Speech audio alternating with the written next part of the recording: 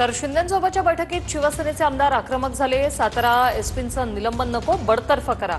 शिंदेंसमोर आमदारांनी ही मागणी केली। शिंदेंसोबतच्या बैठकीत शंभूराज देसाई, उदय सामंत, प्रताप सरनाईक, दादा भुसे आक्रमक झाले। सातारा प्रकरणात आम्ही माघार घेणार नाही, आमदारांची ही भूमिका।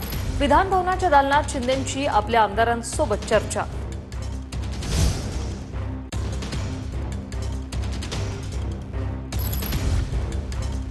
सातारा एसपींचं निलंबन नको तर त्यांना बडतर्फ करा अशी मागणी शिंदेंच्या आमदारांनी केलेली आहे। शिंदेंसोबतच्या बैठकीत शंभूराज देसाई, उदय सामंत, सरनाईक आणि भुसे हे चांगलेच आक्रमक झाले। सातारा प्रकरणात आम्ही माघार घेणार नाही अशी भूमिका या आमदारांनी घेतलेली आहे। विधान भवनातल्या दालनात शिंदेंनी आपल्या आमदारांसोबत चर्चा केली, एक बैठक घेतली।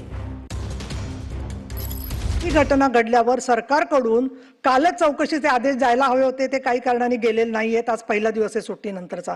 तर ताबडतोब साताराचे पोलीस अधीक्षक आणि संबंधित ज्यांनी लोकांना ढकलाढकली केली, जखमी केलेला आहे आणि महत्त्वाचं म्हणजे मतदानाच्या प्रक्रियेपासून वंचित ठेवलेलं आहे, त्यांचं सरकारने निलंबन करावं असे मी निर्देश देत आहे।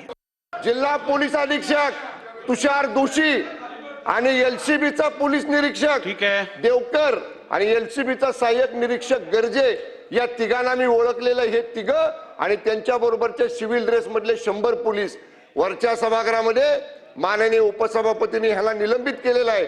आमची मागणी आहे या सभागृहामध्ये त्यांना बडतर्फ करावं, सन्माननीय त्यांना सदस्य काढून टाकावं।